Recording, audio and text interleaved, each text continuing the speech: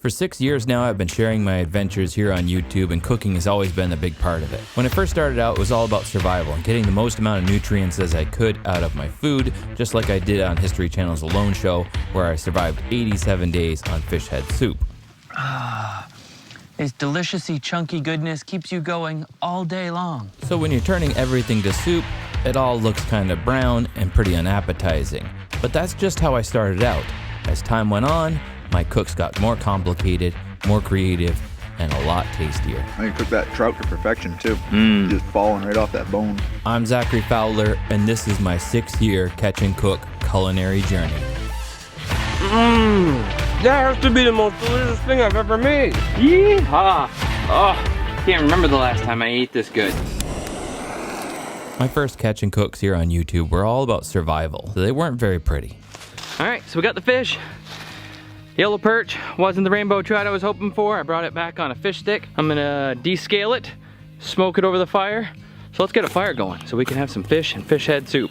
Yeehaw! Got the hacksaw side edge, and I'm gonna use that to descale the fish. All right, got my pot and a nice little patina on her. This is 87 days worth of patina right there. 3 times a day, fish head soup. Throw the old fish head in there. Fish has been smoking for 2.5 hours now. Fish is looking awful golden. I wish I had a little bit longer to smoke it. The longer you smoke it, the better it is. Look at that. Dark, rich broth, and look at that, the fish head. It's melted. It's just melting, falling apart. It's good. Doesn't taste as good as trout. Once I'm done eating this fish, those bones go in there as well, and that continues to get stewed, and I'll drink that for another 2 days. There's just something about catch and cook, you know? When you catch and cook your own fish on your fire, it tastes so much better. Even while keeping these early cooks fairly primitive, I decided to start introducing outside ingredients so I could make something a little more mouth-watering, like roasting a turkey for Thanksgiving over the fire. Ah, man, that's hot. So I'm trying to keep it from flames. I put 2 new logs on and flames started coming right up onto her. And as you can see, it's looking nice and golden. I want a slow cook. All right, she's been cooking for about 6 hours now. So smoked the turkey, and half smoked, half cooked, you know, because I didn't shelter it over. So she's been trying to keep her out of the flames. And now it's time to get some of the other food going here. I got an acorn squash I'm gonna put in here to roast, and put it right down in the coals. I'm gonna bury it right over the coals and cook this baby up. Yeah, roasted apple for dessert, and some Brussels sprouts. I love my Brussels sprouts. There we go.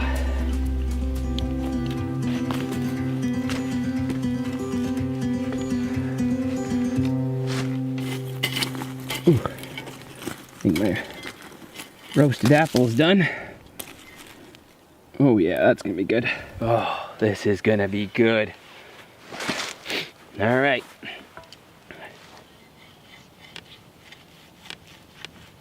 Oh, look at that.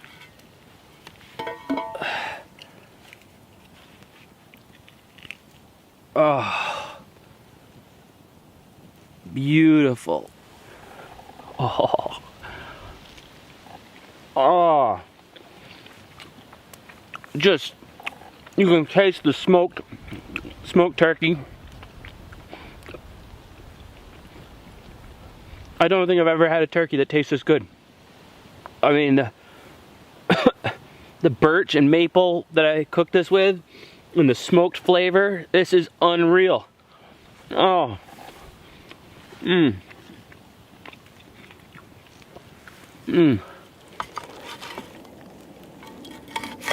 Oh, look at that.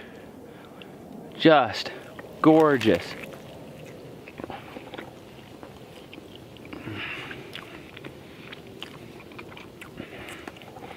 See that color right there?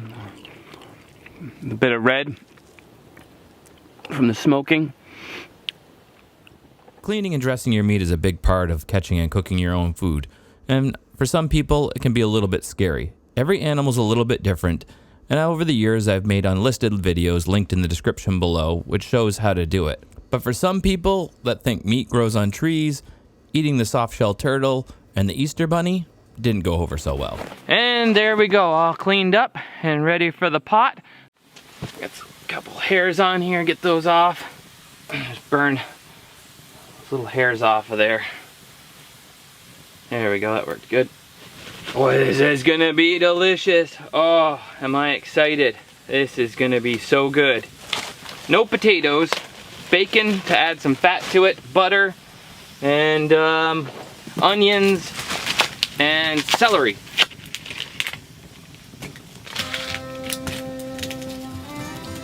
Oh, the smell of cooking onions.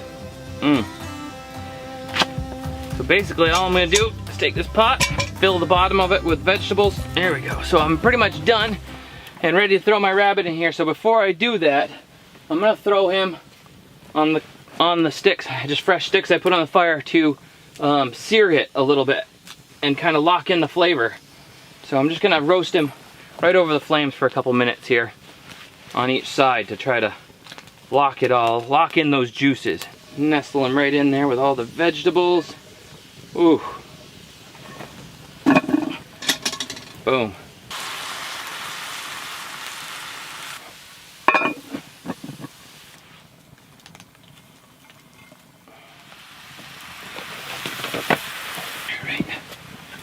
Throw some mushrooms in there, bacon, some butter.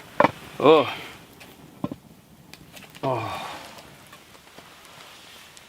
Oh yeah. She's done. Oh, look at that. There's the rabbit. Oh, so juicy. I can't remember the last time I ate this good. I say that because I haven't had anything but the little pieces of bacon all day today. Mmm. Mmm. Mmm. Oh, those carrots are so sweet. I don't even need my knife. The meat just, you just pull on it and it just comes right off.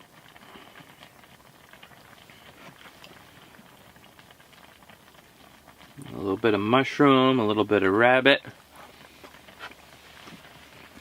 Mmm. Not all my meals in the Dutch oven turned out so well. Like the time I tried to make a pizza. Alright, to make your pizza, you will need 1 cast iron Dutch oven, 1 pizza dough, parchment paper, pizza sauce, pizza cheese, olive oil, and rosemary. Fresh rosemary. Very important. You put this in the olive oil in the pan at the bottom. If you do it in a cast iron pan on a grill, oh, so good. So we'll see how that turns out. And 1 log of pepperoni, which, holy cow, that thing was huge, huh? It was just what they had, so. First things first, take our cast iron pot and a piece of parchment paper. We're gonna line the bottom with the parchment paper. Do not confuse parchment paper with butcher's paper or something like that. Yuck. The butcher's paper is plastic coated. That would be disgusting. And prep up some rosemary. Oh, I gotta save some for the top of the pizza too. Put that in our pan at the bottom on top of our parchment paper. Now that that's in there, the rosemary, put some olive oil, about a tablespoon I think. As you work the dough around, you want to make sure that the dough works it around underneath the entire thing. All rosemary and salt and olive oil all worked around in there. Work our dough. Get her in there. Tomato sauce.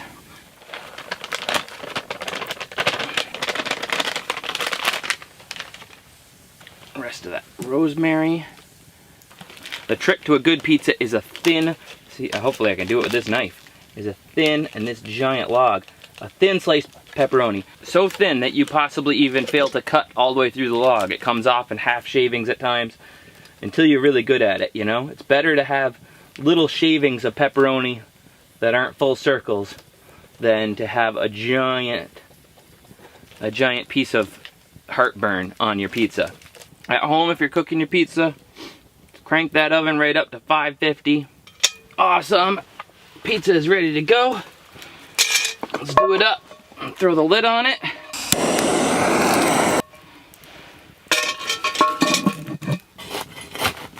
Get my nice hot coals. Cover the lid. Oh yeah, nailed it.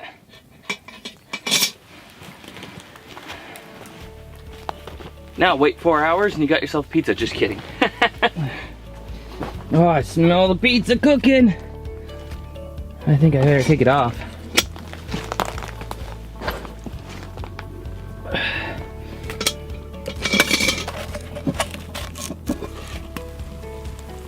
Oh, would you look at that? Pizza is done. Oh yeah. Looks a little crispy around the edges. I might have gone a second too long. Oh, that's exciting. That's exciting.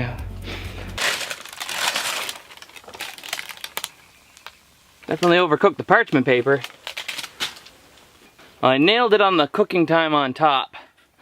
Not so much on the cooking time on the backside. Yikes. Oh well, I will. Got a spoon.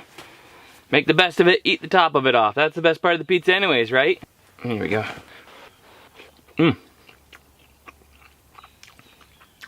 Still good. Well, 55% of what's best on the pizza is still here. I just don't get that crispy bottom. Well, I got a crispy bottom. Another burnt offering to the Lord here. Well, that's alright. Failure is just another opportunity to come back and do it better again next time, huh? And then I discovered wrapping the things I catch and cook in bacon. I don't know if this is a thing, but I think you could pretty much wrap anything in bacon and make it a thing, so. Boom.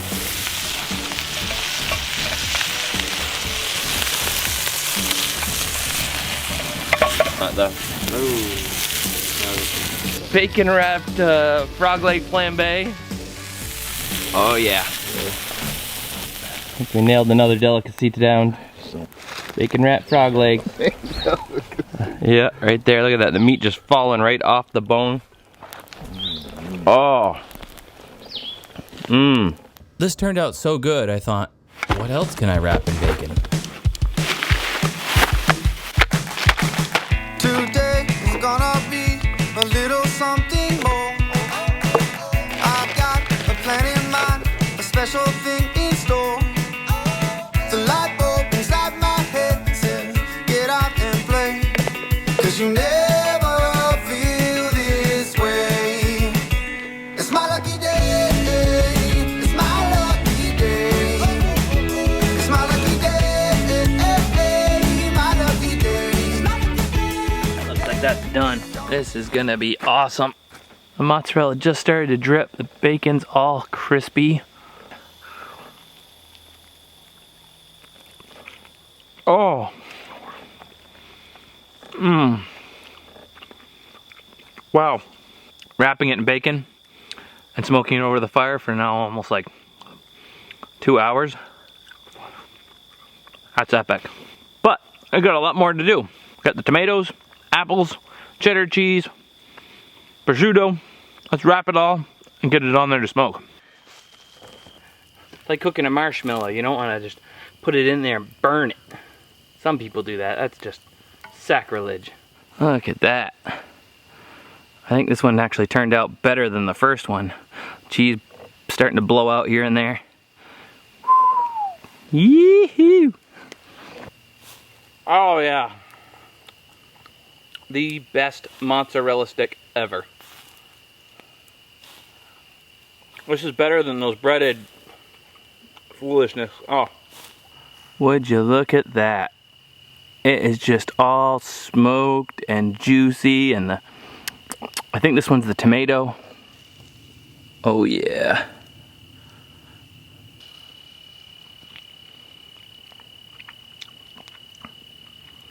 It's cooked, but it could have used another little bit.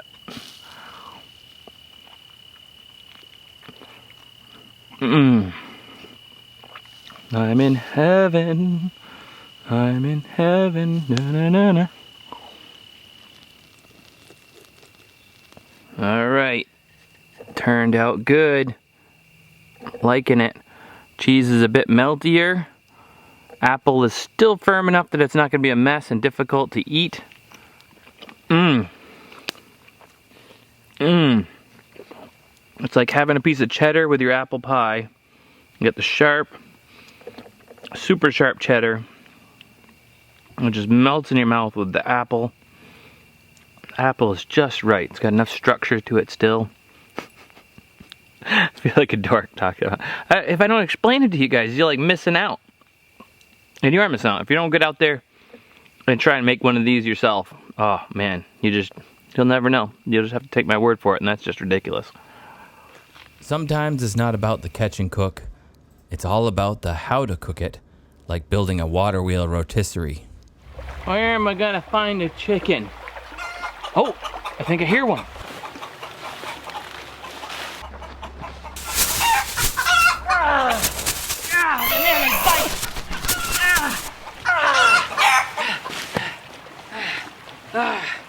Got him.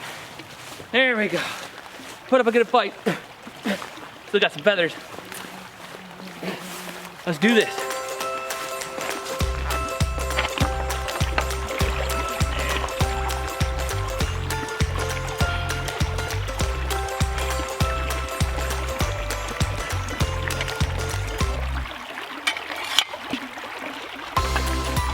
All right, let's get some fire on this bird.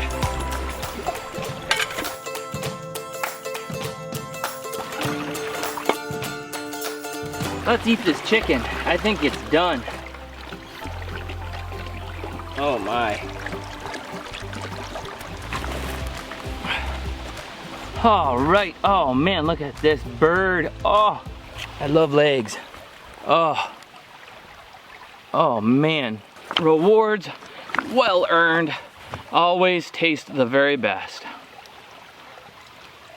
About 5 hours of cooking. What a blessing it's been to come home, build this YouTube channel, be able to make all the things that I've dreamt of over the years. Just look at the color on that bird. Man, that is so good. All of this led up to the big 30-day survival challenge in Texas, where we got to catch and cook all kinds of unique things for the first time ever, like turtle, rattlesnake with my slingshot, grasshoppers fried in raccoon fat, possum, and even the tequila plant, agave, which was pretty good, and we did really good and survived pretty well outside of one incident. I roasted up some cactus to remove the thorns one night, and then we cut it up into small pieces, boiled it, and fried it up like green beans, and it made Chris really sick. And out of nowhere, just my stomach got all funky. I was dry heaving and throwing up, so I ended up having to leave for a little while to get checked out. I threw up a bunch more times, had some projectile vomiting, felt really weird, and the only thing I could think of is it might have been like a mild case of food poisoning of some type. Turns out if you don't double boil the cactus, some people are a little more susceptible and it can make them kind of sick, whereas me, it just made me feel a little bit nauseous. Since the only rule was if you want to eat, you got to catch and cook it, we didn't bring anything else along with us except for adobo. And that's just a seasoning. So I had to find other ways to be creative with our meals so we didn't get too bored eating the same possum every day. Pancakes? Yeah, I have an idea. Okay. We're gonna take some of those acorns and make meal, and I'm gonna try to make some acorn pancakes. How's that sound? I'm in there, but one question. What? We don't have a maple tree. Oh. Well, we can't have everything. We might be able to have some acorn pancakes, just no syrup. We'll try. I mean, it might be a mess, but I'm gonna try. All right, let's grind them acorns up. That's loud. On this episode of Cooking with Chef Fowler, you're gonna need 1 mortar and pestle rock, 1 thing of pre-boiled acorns. You must boil your acorns at least 3 times to remove the tannins so you don't get sick. And I'm gonna take them and grind them up on my mortar and pestle rock. We're gonna try, and then that should give me a bit of a meal that I can use to create like a biscuit pancakey something or other. Let's find out if this works. I think there's a problem. There's still too much moisture in them. I need to roast them. That'll make them a little drier.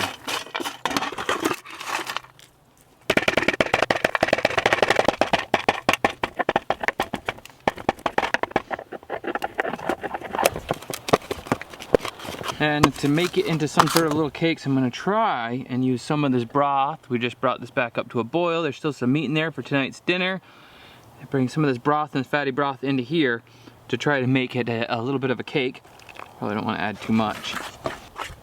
Stick together all that well. I think it's gonna work. Yeah. All right, acorn biscuits. Let's fry those bad boys up. Little biscuit in. Ooh. I'm super excited. Ooh.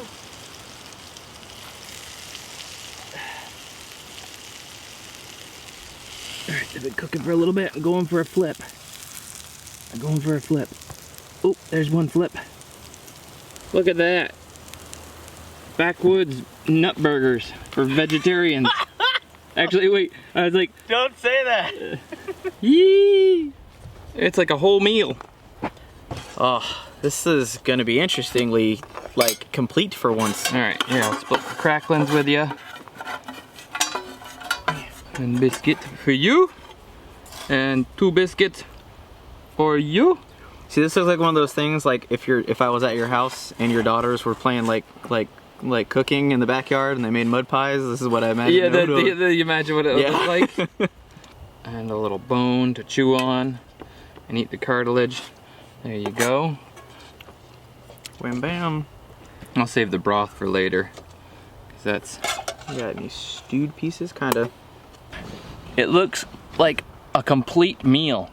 Acorn biscuits, raccoon stewed meat from yesterday that's been reheated, and some, try and get my finger in the right spot, some little cracklings from the fat. Oh, they don't really stay together, do they?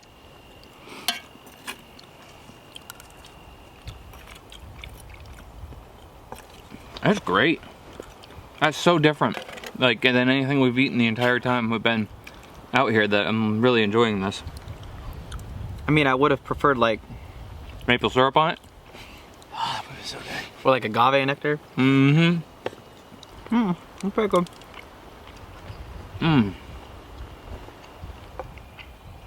Oh, thank you, Lord, for acorns and all the other wild forages. The origin of adobo actually came from my collaboration with the Wooded Beardsman in Canada, which we filmed before the 30-day survival challenge, but ended up airing after the 30-day survival challenge. The Wooded Beardsman and I have collaborated and brought his spice, his Wadobo spice, into production. You can see it here. It is now available exclusively for a limited time on Fowlers, Makery, and Mischief.com. You can have it on possum, you can have it on catfish. It tastes good on everything. And it's still my go-to to turn wild catches into the best darn meals you've ever had. From earlier, the bear from yesterday, the chanterelles for while we were out on the bear hunt. And the cheat, sugar, salt. And salt. People would have carried salt with them all over the place, so. More specifically, Wadobo, the Wood Beardsman and I collaborated, and you can get it on Fowlers, Makery, and Mischief.com. All 4 birds in there, and the bear fat, and the bear meat. That's gonna be awesome. The big reveal. How'd we do? Oh, beautiful. Pretty good. It looks like we were just about to be low on water. Some caramelizing going on around the, some caramelizing of the apple along the edges. We probably could have had some more liquid in there. Look at that bird though, that one. That meat. All right, take a bite of that. All right. Take a bite of that bear meat. First bite of bear meat. Hard-earned bear meat. Let's see, is there any cooked all the way through? Oh, it's got to be good cooked. And, good and safe, yeah. It's got to be cooked by now. Oh, Good? that is good. That's good. What does it taste like? Is it like beef? I find it like a loose beef. Like not a tough beef, like a loose beef. I feel like there's some other flavor there, almost like a... Yeah, you get like in a lamb chop or something, you know? It's like a wildy. yeah, that wildy taste, but it's not gross in any way. It tastes really good. And I think because the way we cook it, it tastes like a roast. Like any beef roast that you did. Yeah, it's a roast-like. Yeah, it tastes... It's beef-like. Yeah, it's very beef-like. The fat is very juicy, very good. When winter hits Maine and people pack up their grills, I get out there and cook a different way. I figured out what I'm gonna do. When life gives you lemons, or snow as it were, in this case, you make a snowman. And I'm gonna make a cold smoker out of a snowman, smoke my steaks, and then grill them up. This is gonna be good. I've never smoked a steak before. Oh, look at that, it's working. Got my steaks, and it's starting to smoke and snow. Eee! There we go, now we're ready to cook. Now it's a snowman. Oh, perfect fit. Look at that.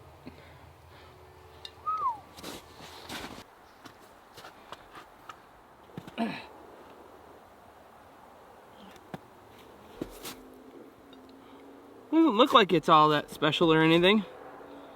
It's not like super dark, but I mean, this is cold smoking, so I'm trying to just add some flavor. This isn't cooking it, but we'll probably be able to see the difference between this one and the next one. And you can see it's leaving a bit of yellow. I don't think that's blood on the plate. There we go. You can see the difference, a little bit red there and the yellow. It's not as much as I thought it would have been. Definitely smells smoky. It'll be interesting to see if there's a difference between the two of them. Mostly it was just maple and I think one piece of ash and the little pine sticks I started with. I hope I didn't leave them on too long. They smell extremely smoky. I can't even, and hopefully they're cooked. All right, now that is which I actually ended up letting go an hour and a half, and this is the 45-minute steak. Let's give them a taste test. Did I do a good thing, or did I just ruin 2 steaks? It looks like it's just right, except for it's not super bloody. It's all very lightly colored. There's a bit of pink. I don't think I went rare. I like rare. I think I went medium.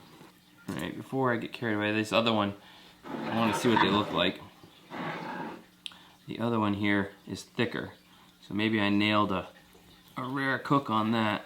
Oh yeah, that one's a little thicker and I nailed that.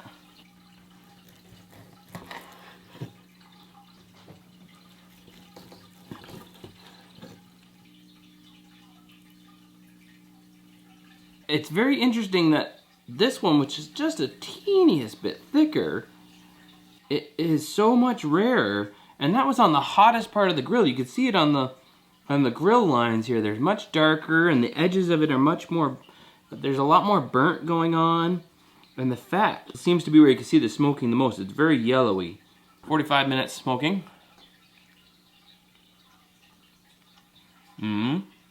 Very good.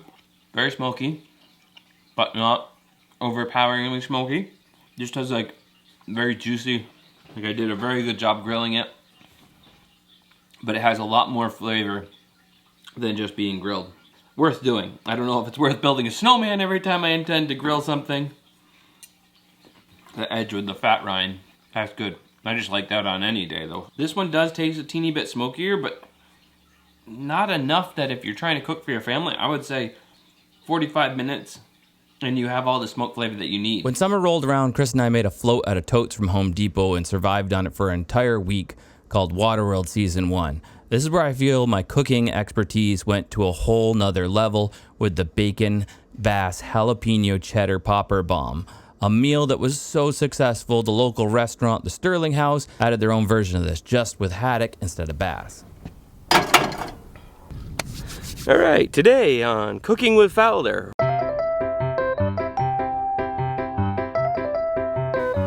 We're gonna make bacon wrapped bass jalapeno cheddar poppers. This is actually, I think this is gonna be pretty good. It sounds a little weird, but let's do it. I forgot about the little crappie. 3 bass, 1 crappie. I think this fillet knife's a little big for these fish.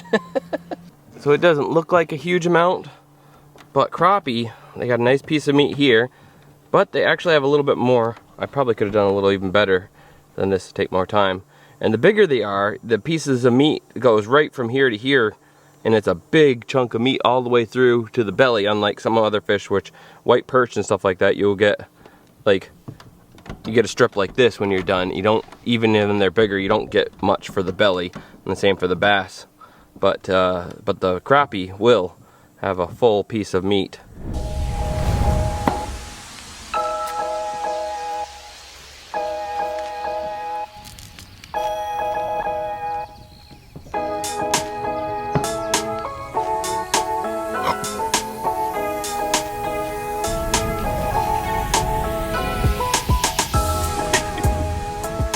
Wait, what?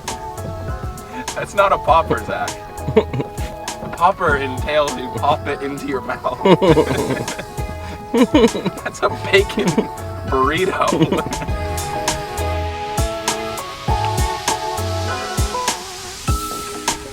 Check the wind. Let's move the grill. What do you think? Are these gonna be epic or epically disgusting?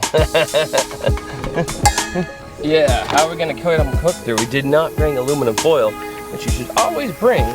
We'll figure something out. A piece of birch bark, that'd actually probably give it some flavor.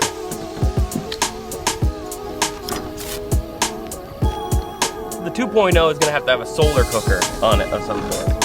How cool would that be?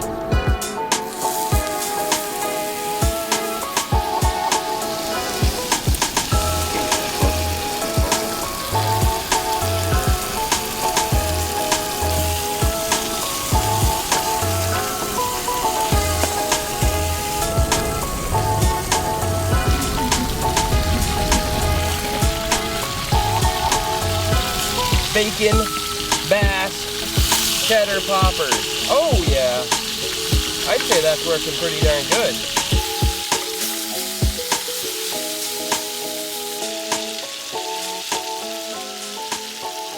The reveal.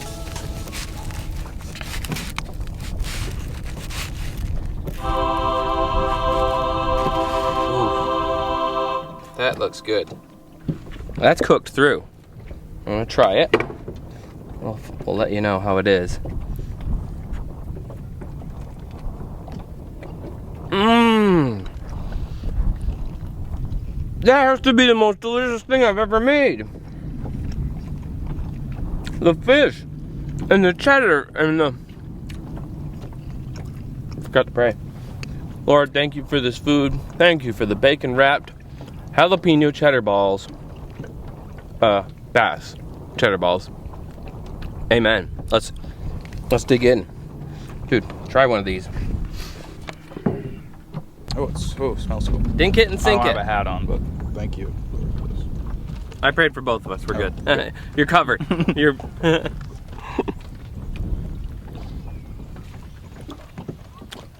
Nailed it, huh? That's pretty dang good. Right?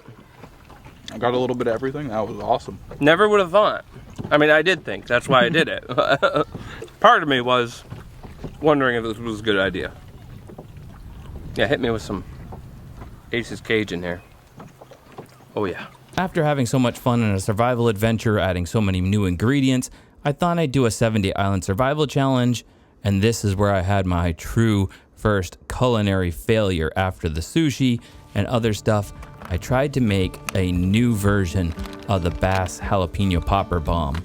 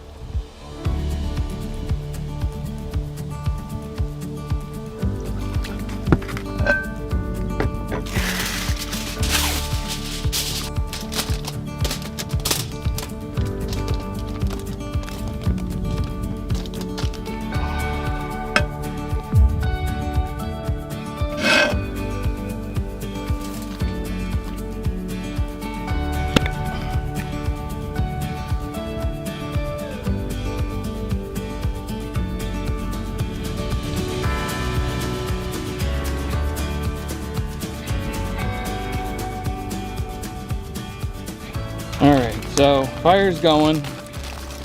We got our jalapeno, bass, bacon, cheddar, nuclear. I'm calling this the jalapeno bacon bass popper nuke. No, that can't be popper nuke. Jalapeno bass bacon. Jalapeno bass bacon cheddar nuke. Jalapeno bass bacon cheddar nuke with blackened garlic all over the bass. Oh yeah, and there's rice in there. So it's more of a casserole rolled up in bacon that we're gonna hopefully cook. I'm like, oh, I'm hungry, I wanna eat something now. This thing's gonna take like 6 hours to cook. All right, let's dig her out of the fire and see if there's anything edible left in it. It does seem a little deflated.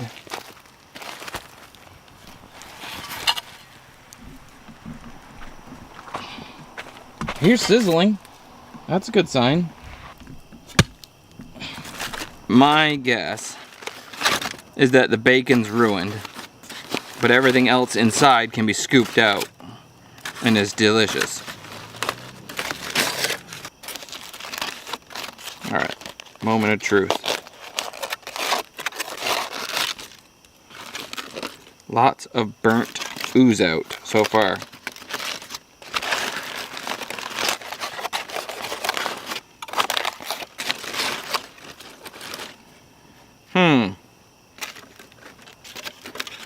As I thought, most of the bacon appears to be in fairly rough shape.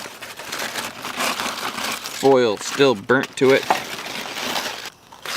Let's see.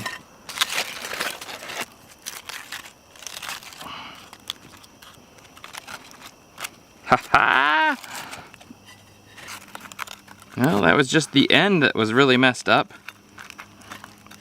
At that end, this end has a cheesy wad of jalapeno and stuff sticking out. I'll just chop that end right off. How about that? Not too shabby. I mean, it's a little crusty there and a little crusty on this side, but the underside looked decent enough. A little crunchy on the bacon.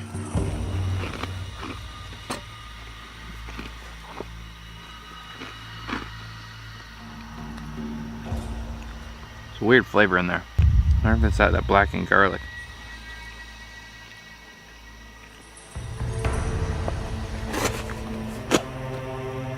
Ah. That's disgusting. That's the first time I made something kind of inedible. That fish is not edible. That's disgusting. It's so gross. It tastes so fishy. Like, I never say that, but like, I've never tasted something so fishy.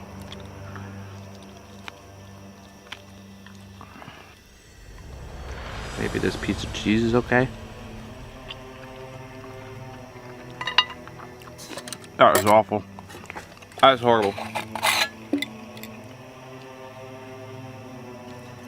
All I can taste is that disgusting fish. This was a total bomb. Wow. Like even the non-burnt part of the bacon. Well, that's kind of okay.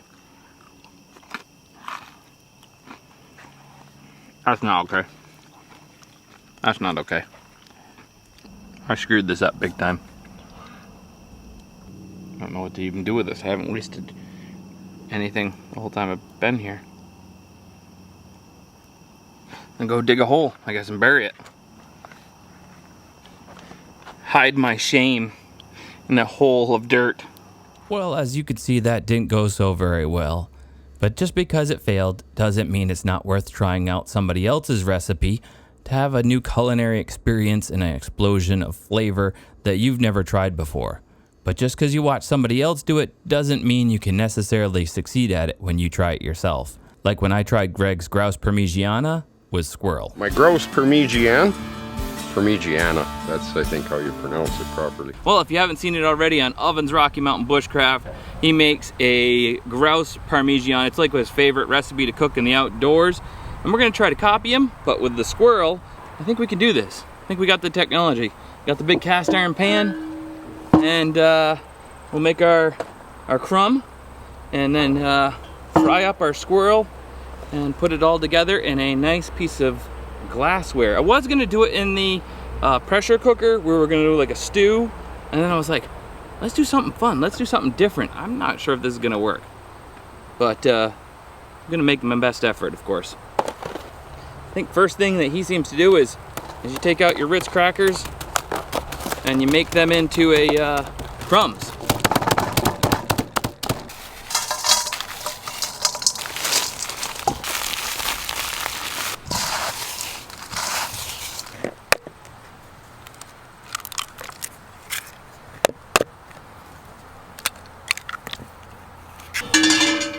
Do you think it'll taste exactly like the gopher from the 30 day? This is gonna be better. Squirrel is so much better tasting. Wait, why? Than gopher? Oh, it's just better. It's more like rabbit. And then way better than woodchuck as well, I assume. Oh, sorry. Yeah, I was thinking woodchuck when you said gopher. Oh. This is what a squirrel looks like when you skin it right out of its tail completely. You got the little tail right there. This is not a rodent outside of it being a squirrel. And I skinned it all out so that the tail wouldn't have the bone in it. And it's pinned up to the board right here in my workshop. And I'm gonna use that to tie some flies with it, catch some fish.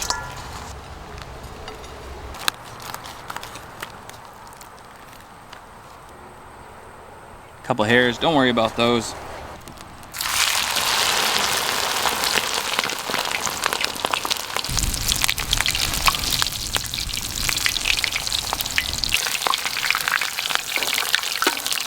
Oh yeah.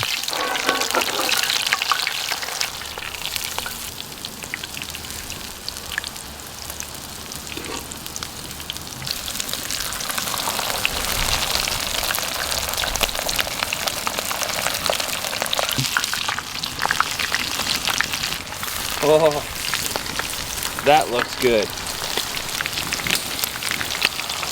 Oh man, does that look good or what?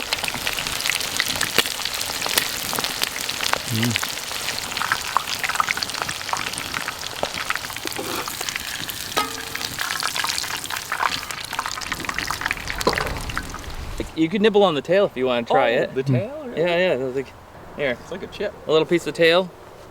All right. Oh. It's like stone. Just tastes like a piece of fried. Well, I give you the bigger piece of the bony. I ate the tip of the tail. Wow, it's surprisingly hard. It is? Well, it's all bone. Kind of tastes like a pork rind though. Tastes like a pork rind to you? Squirrel rinds. So we'll probably start at the bottom with the smallest of the squirrels. Just stick him right in there. Yep. Yeah, that looks good. The squirrel tenders in and around that. And some tomatoes. Some onions.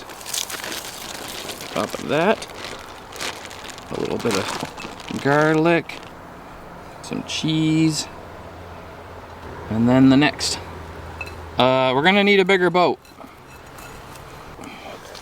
There we go. Oh, look at that. Crosscut.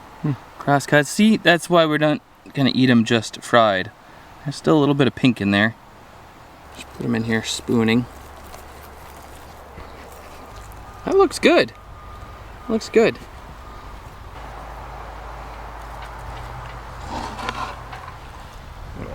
There we go. You're telling me you were gonna do it that way. There. Like extra scab in my parmesan. The salt is literally rolling off it. You didn't have to point that out. That was my one wheel accident. There we go. There we go. We'll do it from this side. This is like less scabby elbow. And then the rest of the cheese. Maybe a little more Italian seasoning. Make it extra Italian. And one more sprinkle of salt. And we're good to go. Let's put it on.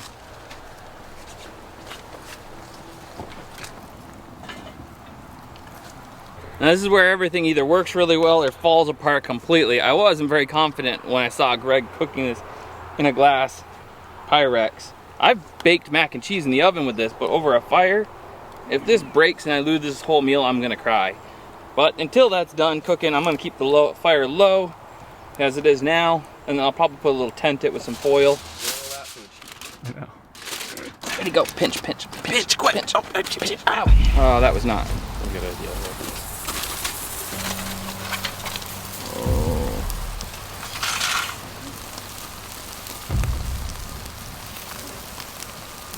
Get some water!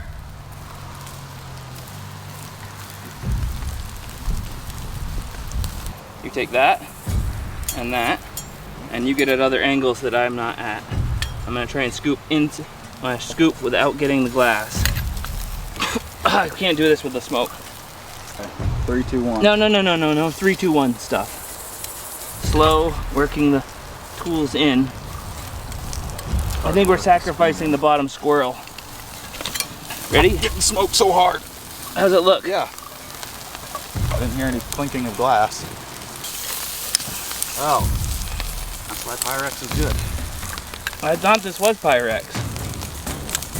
Get in there. Does it look like there's any micro shards of glass? Like, you know what I mean? How sometimes I'm not seeing any. it's all big pieces. Like Yeah, it just went kaplink and it broke.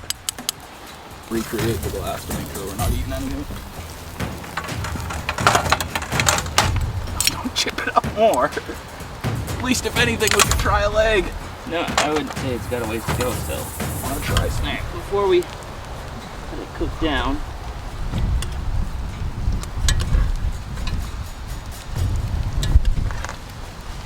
Tastes really good. Well, we saved some though. Oh, the best part didn't get wasted. Good. We didn't waste the tail. It's still there. Inspecting it for any. With those onions, I'm like, is there any glass? All right, we need that foil back so we can cover her up. It's burnt to other Any stuff. glass on that? We need that tomato sauce. Now that we lost all our juices.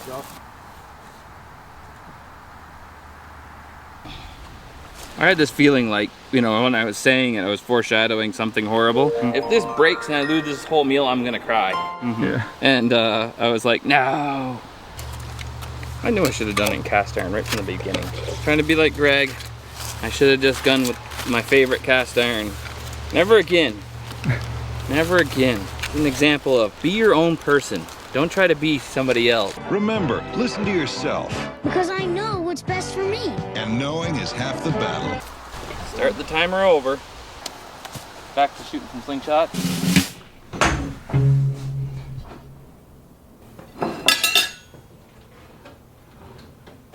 Well, it's definitely Dead, Jim.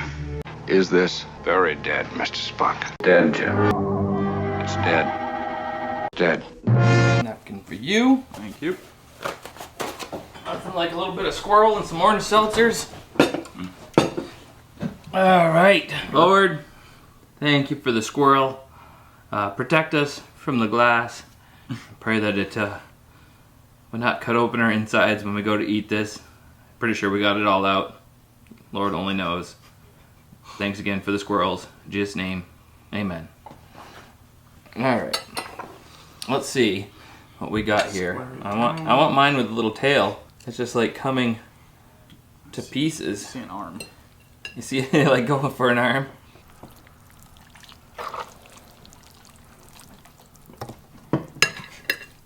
Oops. Squirrel on the run. His little body and arms. No, and what I'm looking at here, that was the only thing. You got that half, that's the half of the squirrel that was cut down. This is top half? It literally falls off the bone. You can tell it it cooked really well. Like, look at that little arm comes right off. Sounds funny calling it a little arm. See how it is. How is it? Just chewing slowly. Oh man. It's perfect. Oh man. That has to be the best squirrel I've ever had. Mm-hmm. I mean, squirrel's just like rabbit, easy to eat. That is good. It might have looked like a hot mess, but it was good. But speaking of hot messes, I love spicy food. So we made a hot sauce and decided to go trout fishing. So I got this crazy idea. I've never tried it before. And I'm thinking about cutting the steak into like a circular pattern and wrap it around the stick and then wrap that in bacon and then put that guy on a stick and wrap him in bacon. Is it crazy? I don't know, but we'll find out. I'm pretty sure it's gonna taste good no matter what. And we got our adobo. We'll definitely powder it with that. And the chipotle sauce. So maybe we'll put a little bit of that on there too.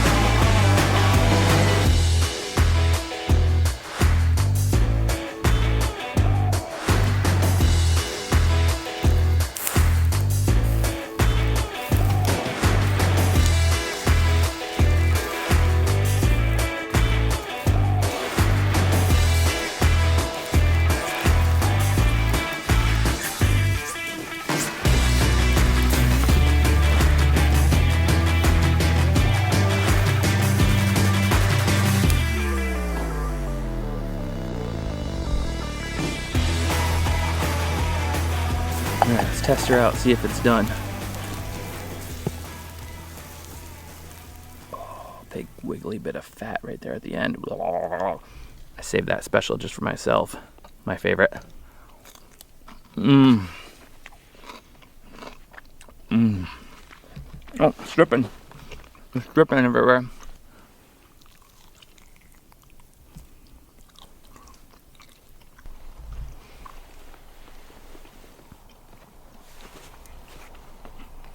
That's good.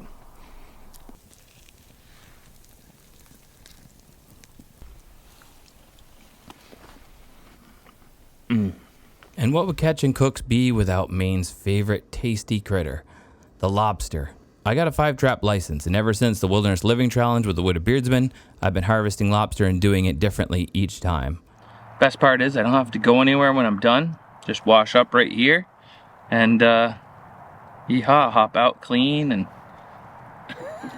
But if you don't have a hot tub, you can always cook them on the beach. And man, is that the tastiest way I think I've ever made lobster.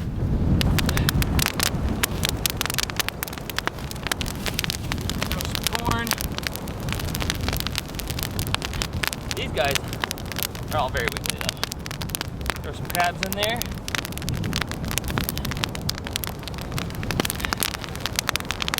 And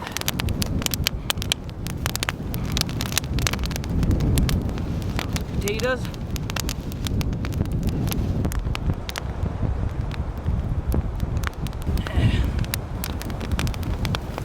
Ingredient. Keep the sand off of them.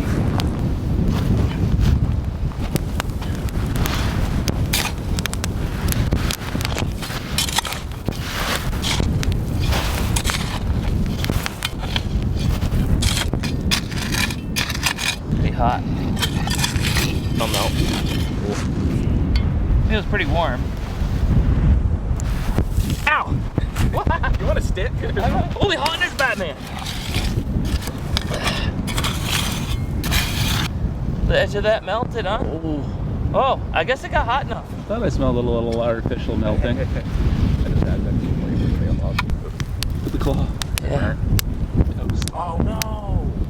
Oh, the claw was too close. Was John's claw too.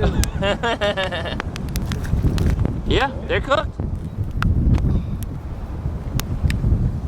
Oh, yeah. That's the ticket right there. Yep. Ooh, smoky seaweed flavor. That is good. Thank you, sir. I'll take the one with the burnt claw. We'll give Wait, we're missing a claw. Oh, I already ate one. I was like, where'd that one go? That works.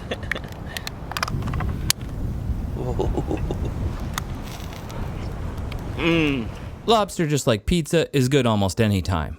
But can you make things that seem a little gross taste good? There we go.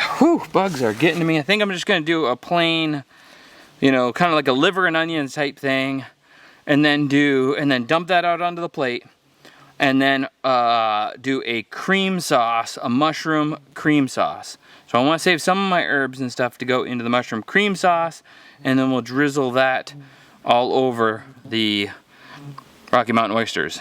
Moment of truth. I'm pretty sure they cut up as meat when you cut into them. Let's see what I can do to cube it up. Let's just go right for the middle. Cut it right in half. Oh. Just a big, it's like got a sausage casing on the outside, and when you cut it, it like fanned out. This would have been better if I had chilled these a whole bunch, I think. It seems they're hard to work with. Extra veiny bit high on the side, I'll cut all that stuff off. It's very weird, it's all white and stuff. I'm making these big old chunks. Like, if it's hard to gag down, like this big old chunk's not gonna make it any easier. That's a lot already. Alright, cutting. Yeah. Alright. Now we just need this stuff. We'll go cook it.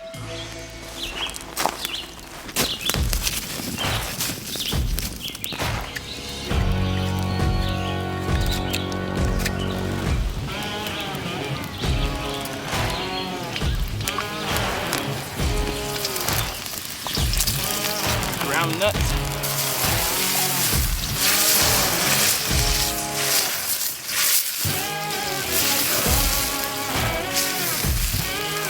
Alright, here we go. Moment of truth.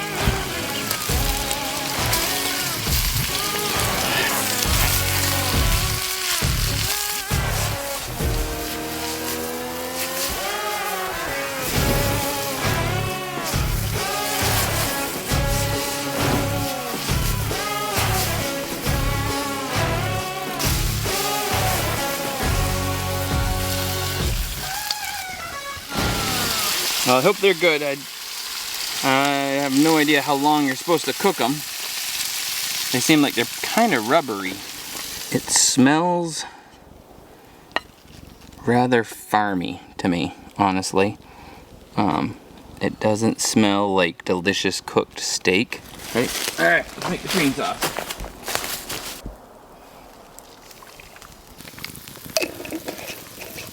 Some thyme. And maybe not as much rosemary this time, just a little bit.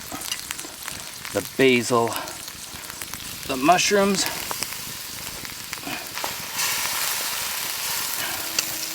Got a little carried away with the cooking. I forgot these were supposed to be adobo balls, and I forgot, but we can put a little bit on now. Almost forgot I had a little bit of dill to add. I'll put some of that in there. Since we still have a little ways to go on the cream sauce, I made a kebab stick. I'm gonna try and just crisp up a couple of these. All right, let's plate it up. All right, here we go. A little cream sauce on the food. Oh yeah, look at that. It looks awful rich. Awful rich, a little bit of that on the side for presentation, a little lemon if you want to squeeze some of that on there. Little toasted ones on top. 1, 2, and 3. All right, let's say grace. Lord, thank you for this food. Bless this to our bodies. And Jesus' name, amen. So what do we have here? It's still a surprise until I taste it. It's sort of steak. It's sort of steak. If you can guess, I'll tell you. It looks like some sort of I don't know. It looks a little white, kind of like more like a lamb chop. And I was actually just thinking, Mushrooms. it has kind of a muttony smell to it. Oh, like lamb? Yeah, it does. Oh, very good. Oh, that's so good. No, it's excellent. Yeah. All right, let's give it a try. Okay. No more. Go for the meat first. Yeah. All right, dink it and sink it. Here we go. Oh. There we go.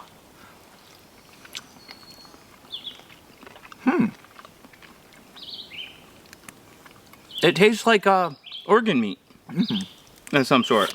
Oh shoot. Which I guess it sort of is. It's balls. Cow balls. Figured it was something like that. He knows me too well. Like, it's not enough of a not surprise. bad. You're just too tired, I think. He's like, really not bad at all, though. yeah, yeah. There's a slight level of chewiness because I just got a piece of that like skin from the outside. So this is a ground nut. It's just like a little starchy potato thing. Was yours cooked enough? Yeah, perfect. Yeah, in the cream sauce. That's really good. As my palate has grown and my recipe book diversified, I found a need for my own catch and cook garden, so I always had fresh vegetables and herbs at my disposal. Building my dream garden wasn't easy though, but the bounty it's provided since has definitely been worth it. I've had a lot of fun putting my own spin on recipes. I don't find myself at McDonald's much anymore, but that filet-o-fish sandwich still holds a special place in my heart. So when I caught a perch one afternoon, I thought it was a good excuse to finally see if I could recreate a better version of that famous fast food meal myself. I'm excited about this. I've wanted to do this idea for a while. I saw it on another YouTube channel. Can't remember the guy's name, but he does some really great videos on like doing his versions of things. We got our chives, parsley, lemon, and we're doing real horseradish, which looked, when I asked for it in the store and they went in the back, they're like, we did accidentally just get some. Here's a whole root. Do you want that? And I was like, okay, sure. So let's cook. I'm gonna start out with the tartar sauce, chives. I don't really do anything by measurements these days. So if I ever make a cookbook, it's gonna be a pain in the neck to put together because everybody wants measurements. All right, half sour cream and half mayonnaise.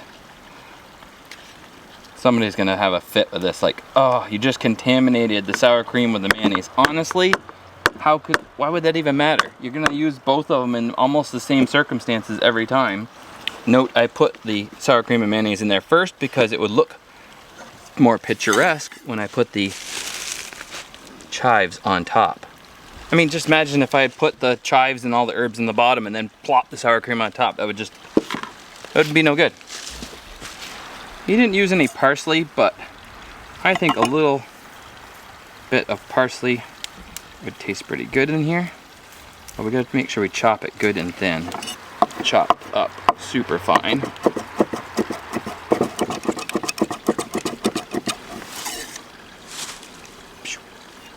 Got some lemon.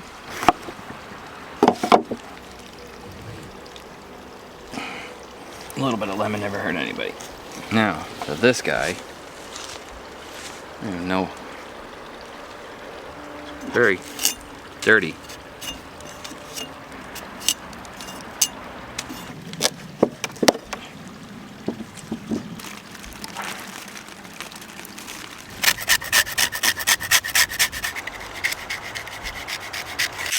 Salt and pepper. Now, the hard part, pickle. I gotta chop them fine. Classic dill pickles are so wet, you definitely have to squeeze the juice out of them. Ta-da! 1 1/4 cups of flour. We add about a tablespoon of garlic powder and some smoked paprika.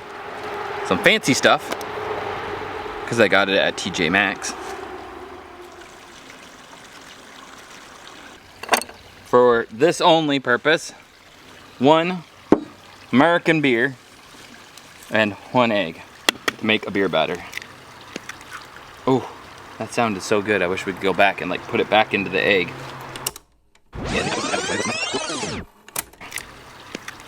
Oh, now this guy.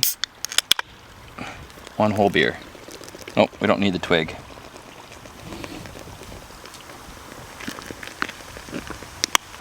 This is where we find out if I've added enough flour, and if it just ends up into a runny mess, or if it makes a nice beer batter.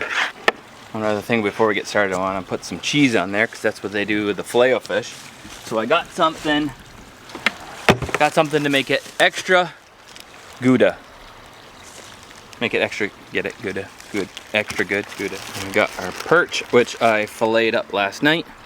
And they're not incredibly huge, so we'll probably do like a little 4-stack on top of the sandwich, throw the cheese on, and then our sauce, and put them together on a brioche bun. Just gonna throw them all in there. Just flour them right up. Now we're ready for our hot oil, so we gotta get that on. I'm just gonna cover that so it gets up to heat quicker. So you pull out your fish, you wanna pat it off. You want it nice and, it's basically drying the surface of the fish really well, and it creates a surface that your batter's gonna stick to. So once she's ready to go, after she's patted clean, we're gonna dip and then right into the pan. And just work it around in there. This is messy. Get the excess off. Make sure it's all on there and you don't have any hidden cracks. And now we put it into the oil.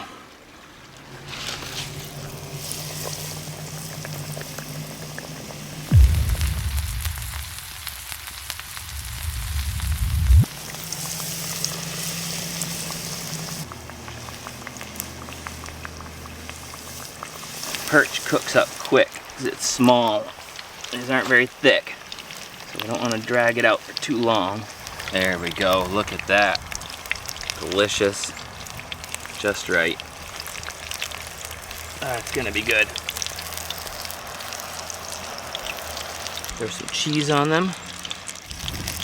All right, here we go. There's the rest of them. Oh, maybe if I can get the cheese on these ones, guys. Oh, doesn't that look Gouda? Best 2 pieces. We got 1 piece there and another piece. There we go, melt that cheese right in. Now our sauce. Oh, look at that. As soon as the first one down. There it is, our perch, catch and cook perch filet-o-fish. All right, that has to be the best perch I've ever cooked before. Like, very good. Right? No matter what you eat or how you prepare it, one of the greatest gifts of making food is sharing it with friends. Like for Thanksgiving last year when I went out with the air shotgun and got a turkey. Yes! Dude, that's a double! That's a double! I buried it in the ground and cooked it whole, and we made a delicious Springsgiving, actually, wasn't Thanksgiving, dinner for the whole team.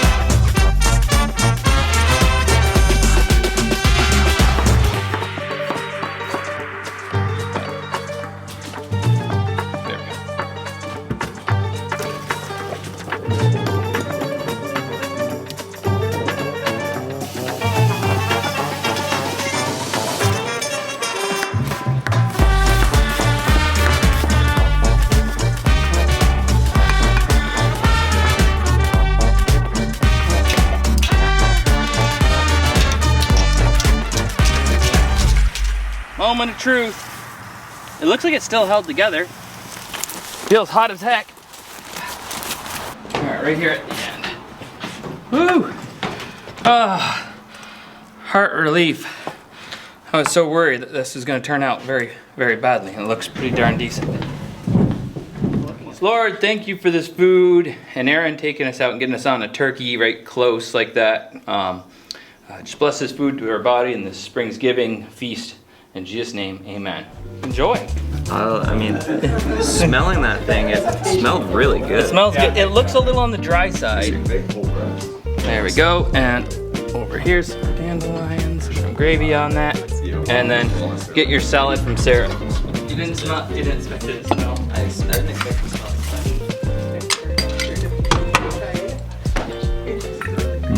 And there we go.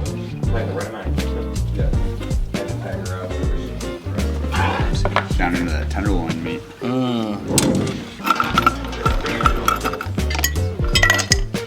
that's good. Yeah, exactly. You like it? Yeah. Really? Yeah.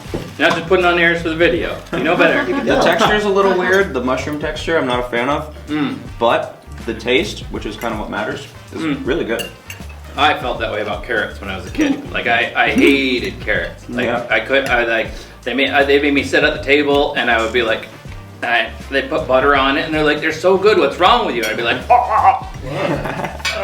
That's the juiciest wild turkey I've ever eaten. So thank you for joining me for this past 6 years of cooking, from meals provided solely for survival, to using the weirdest ingredients I could get my hands on, to sharing my love of food with those around me. It's been a beautiful, delicious journey so far, and I can't wait to discover new recipes and cooking techniques in the future. Eat well. Thanks for watching. Fowler out.